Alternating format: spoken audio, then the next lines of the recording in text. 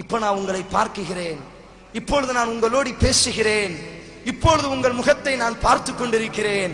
என் வீட்டுக்கு சென்றால் எனக்கு ஞாபகம் வந்து விடுகிறது தகர்தல் ஆகிரா.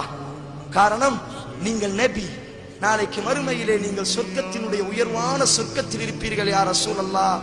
உயர்வான சொர்க்கத்திலே நீங்கள் நடமாடிக்கொண்டிருப்பீர்கள். ஆனால் நாளைக்கு மறுமையில் நான் சொர்க்கம் வந்தாலும் உங்களினுடைய பதவியை என்னால் அடைய முடியாது. ஆனால் சொர்க்கத்திற்கு சென்றாலும் எனக்கு நிம்மதி இருக்காது யா ரசூலல்லாஹ். காரணம், அங்கே உங்கள் முகத்தை நான் பார்க்க மாட்டேனே, அங்கே உங்களினுடைய குரலை நான் கேட்க மாட்டேனே, அங்கே உங்களோடு எனக்கு பேசக்கூடிய வாய்ப்பு கிடைக்காதே, அங்கே உங்களோடு பழகக்கூடிய வாய்ப்பு கிடைக்காதே. சொர்க்கம் செல்லலாம், நானும் சொர்க்கம் செல்லலாம். ஆனால் நீங்கள் உயர்ந்த சொர்க்கத்தில் இருந்ததற்கு பிறகு நீங்கள் இல்லாத சொர்க்கம் சொர்க்கம் இல்லை சஹாபாக்கள். இதுதான் சொர்க்கம்.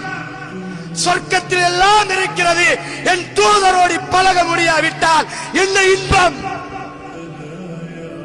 அழுகிறார்.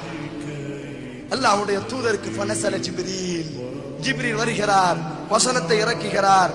யார் அல்லாஹ்வை பின்பற்றுகிறார்களோ, அல்லாஹ்வுடைய தூதரை பின்பற்றுகிறார்களோ, அவர்கள் நாளைக்கு சொர்க்கத்திலே நபிமார்களோடு இருப்பார்கள். நீங்கள் கவலைப்பட வேண்டாம், நீங்கள் சௌபானே கவலைப்பட வேண்டாம். நீங்கள் என்னை பின்பற்றினால் போதும், நாளைக்கு நீயும் நானும் சொர்க்கத்திலே ஒன்றாக இருக்கலாம்.